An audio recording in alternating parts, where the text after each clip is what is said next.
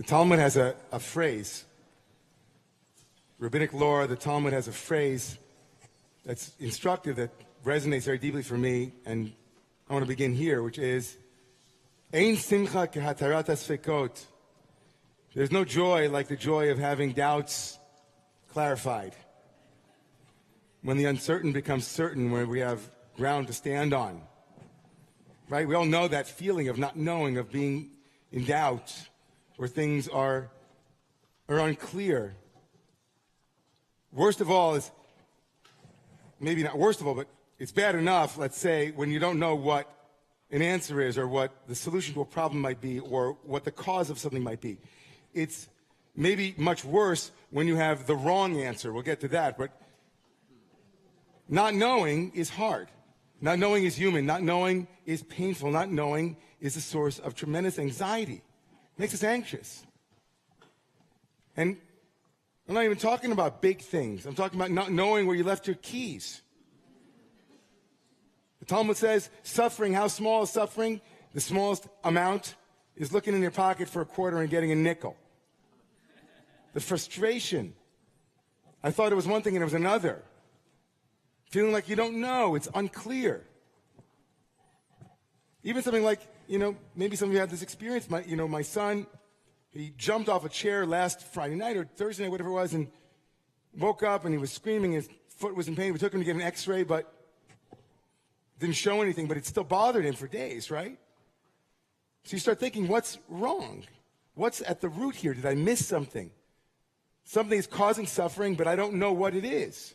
Suffering is happening. Pain is present. Something is not right, something not aligned, and I can't quite grasp what it is. That's a very deep parsha. It's a very deep Torah, what that looks like. And what it does to us. What happens when we don't know what suffering is caused by. So we have a story in tomorrow morning's Weekly Wisdom. As the Torah turns, will bring us to a story that is deeply resonant with that theme and also with where we might be right now in our lives, collectively, individually. The story goes like this. There's the second patriarch named Isaac, Yitzchak, marries an amazing woman named Rebecca, Rivka. We spoke about her last week. The power of Rivka, her letters, Rebecca, are the letters Haboker. The morning, she rose on the darkened skies of Abraham and Isaac's life. She rose like the certainty of the morning sun. She appeared on the landscape. She replaces her mother-in-law, Sarah, and Isaac falls in love with her. The Torah begins tomorrow morning with that marriage and then says that she was barren like her mother-in-law. Before her, she was barren, couldn't have a child. Isaac prays for her, as I said earlier in this evening's service, and she becomes pregnant. And then this. And the boys were wrestling. It's a very strange word. They were scrambled up inside of her. Bikirba, inside her. Vatomer imkain. And she said out loud, as if to no one, or just us as readers, Imkain, if this is, Lama ze anochi, why am I? Now that phrase, for those of you who have the Hebrew, you'll hear this. If you don't, it's so full. I'm not going to use the pun that I could have used there. It's so full of possibilities. It's a fragmented sentence. It doesn't even have an end. In kain lama zanochi, what? If this is so, then why am I? Lama zanochi it trails. The words hyper literally mean, if this is, why am I? Which could, on a very simple level, mean, right, if I have this pain, why do I exist? I don't want to exist. I wish it would end. Rashi, the great medieval exegete, the great medieval commentator, says, what it means is, why did I pray so much for this birth if it's so painful? Had I known. But then Rebecca does something remarkable. And it's like, thank you, Rebecca. Thank you. Vatelech lidrosh et Adonai. 4 words. She went which seems to be Rebecca's modus operandi in the world, is she's always vatelech. She says elech when asked whether she would go with the stranger to meet her beloved. She says, sure, I'll go. And now she's in pain. So she does what Rebecca does. She goes. Anybody know people like that? They have a problem. I'm going to fix it. I'm going to find out what's going on. She's in the active verb. She's like, oh, there's pain. I'm going to go find out what's going on. Lidrosh. The word lidrosh in Hebrew means to seek it out. Lidrosh means she went after it. She went after it. She went to find something. Her suffering led her on a search. Her suffering led her on a search. Her suffering moved her. Her suffering pulled her out of her life and said, let me go find out what this is that's happening inside of me. Vatelech lidrosh et Adonai. She went looking for Adonai, looking for God. Maybe she went to an oracle to get an answer. Rashi seems to say that she went looking for an answer. Tell me what will be. Throw the tarot cards. Tell me the astrological prognostication. Tell me. Give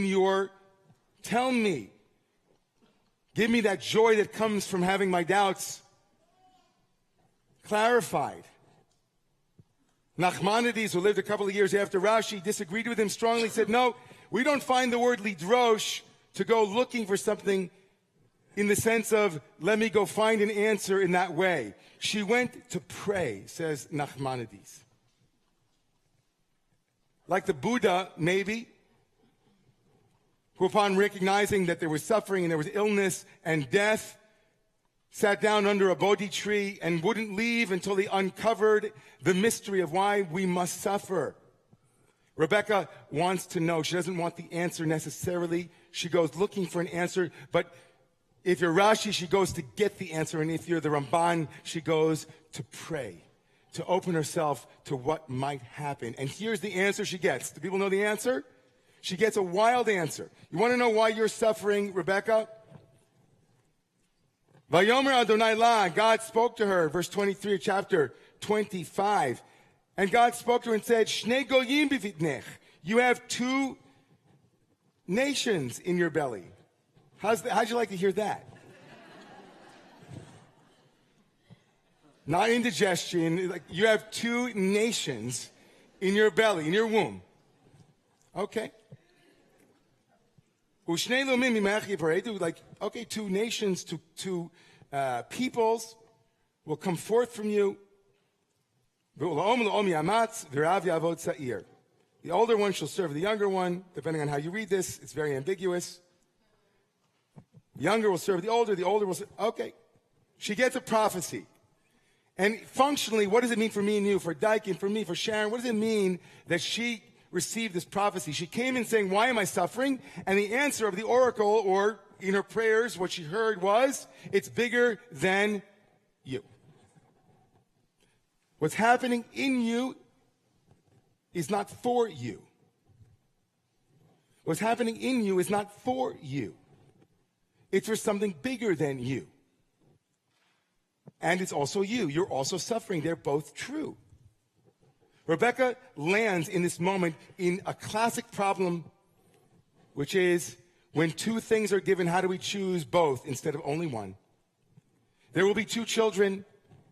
They will be in a relationship with each other. There are two truths. You are suffering, but your suffering is not about you. It's bigger than you. It's both and, not either or. And although the tradition will make it either or, Esau bad, Jacob good, it's not so clear. The answer to her question, why do you suffer, is, well, it depends which perspective you want to hold. Is it the perspective of you individually who are suffering? Okay. But there might be a bigger story that's unfolding not for you, but through you. There was a great Hasidic Rebbe named the Berditchever. Yitzchak Berditchev reads this story and says that Rebecca says to God, I think that only righteous people have a childbirth without pain. And if I'm in pain, it must be that I'm not righteous. It must be my fault. The pain must be my fault. And the answer of the oracle is, it's not your fault, it's bigger than you. Something transpersonal is happening for you personally. When we think about where we are individually in our lives at any given moment, and we ask ourselves, I am in pain, I'm suffering, we can make it very personal. I'm the only one to whom this happens. I'm the only group to whom this happens. I'm the only religion to whom this happens. We're the only. There's a moment where our suffering can inure us to the human quality, to the transpersonal phenomena happening before us. We are in pain, and it becomes all about us. And we even have all kinds of wonderful victim narratives about it that give us power. It must be something that I did, and therefore I can undo it. Sometimes that's true. Sometimes our personal story is exactly that, personal and absolutely accurate. There are times, as my friend Yehuda Kurtzer writes about anti-Semitism, where anti-Semitism is context dependent. And those who argue for its context can find numerous contexts everywhere. Every story is different. The reason why there were anti-Semites in France is different than why there are in England. And the anti-Semites that show up on the left, who refuse to distance themselves from Louis Farrakhan and his venom, that's very different than the anti-Semitism on the right. Context is everything. And often when we're fighting about context, we say, my suffering is my suffering, it's different than yours. This context is unique. That's not a context in which that's not anti-Semitism. That's called that all the contexts are somewhat true. And there's a larger story about anti-Semitism too. What Yehuda Kurtzer calls a collectivist narrative, where the anti-Semitism here today is no different in some very deep, profound way than the anti-Semitism in 1938 in Germany. The circumstances have changed. Things are very different. As we said last Friday night, together we rise. Then, 80 years ago tonight in Kristallnacht, 80 years ago tonight in Kristallnacht, the windows were shattered, but the police were the ones who were supporting it, not the ones who were preventing it. Things have changed, but in the collectivist understanding of suffering and the personal narratives, there's a bigger narrative. We all suffer is the human level, and Judaism and the unique hatred of Jews is bigger than the context. It's big. It follows us everywhere. It has its own unique strands. It isn't reducible to a story. So they're both true, Rebecca. Something happening within you is about you, but there's also something happening in you that's about being something bigger than that. National, huge, transpersonal. And what about our country now at this moment? On Friday night, only 2 weeks after 11 Jews were murdered, 12 human beings murdered in a bar. Each and every context is unique. Each and every story is unique, but there's a larger story of American violence, American racism, American xenophobia, American shadow.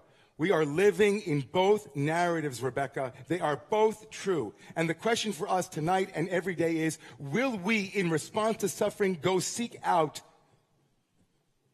Adonai? Love, compassion, the broadest imaginable context in which to place each of these competing narratives. To not knee-jerk react and say it's one thing and not another. Remember that our theme this year is Emet.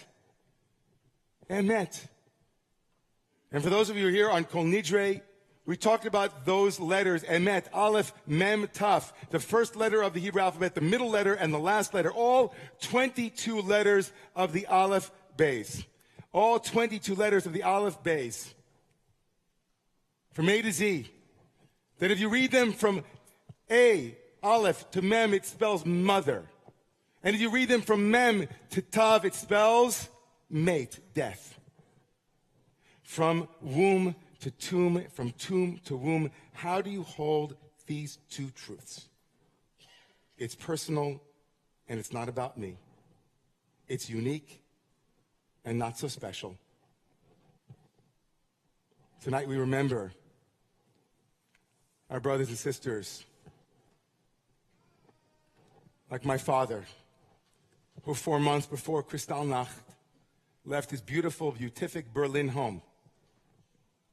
I want to imagine what my 5-year-old dad was thinking when his father, my grandfather Ali, came and said to him, "You have to leave." My 1-year-old uncle, alav hashalom, Joe, what was it like for them? How could they integrate the narrative of their own personal suffering with the bigger trans-Jewish narrative? How would they find a way out? 2 weeks ago was not Kristallnacht, that's for sure. But we must, in every moment, hold these two places. The place of the particular, the place of the universal, and not pit them against each other. The place of our own personal narrative with a larger narrative, the place of American narratives with the broader national narrative and our own individual stories. All of that, we have to be mature. Hold the Aleph and the Taf and everything in between.